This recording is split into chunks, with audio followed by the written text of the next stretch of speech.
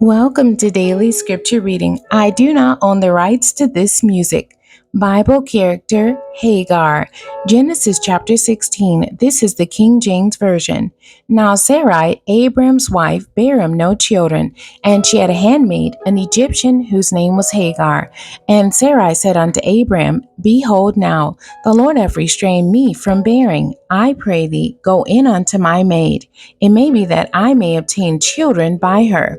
And Abram hearkened to the voice of Sarai, and Sarai, Abram's wife, took Hagar, her maid, the Egyptian, after Abram had dwelt 10 years in the land of Canaan, and gave her to her husband Abram to be his wife. And he went on to Hagar, and she conceived. And when she saw that she had conceived, her mistress was despised in her eyes.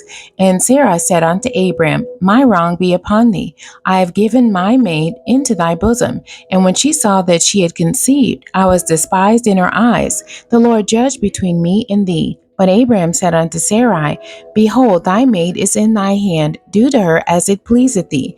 And when Sarai dealt hardly with her, she fled from her face. And the angel of the Lord found her by a fountain of water in the wilderness, by the fountain in the way to Shur. And he said, Hagar, Sarai's maid, whence camest thou? And whither wilt thou go? And she said, I flee from the face of my mistress Sarai. And the angel of the Lord said unto her, Return to thy mistress, and submit thyself under her hands. And the angel of the Lord said unto her, I will multiply thy seed exceedingly, that it shall not be numbered for multitude. And the angel of the Lord said unto her, Behold, thou art with child, and shall bear a son, and shall call his name Ishmael, because the Lord hath heard thy affliction. And he will be a wild man, his hand will be against every man, and every man's hand against him, and he shall dwell in the presence of all his brethren.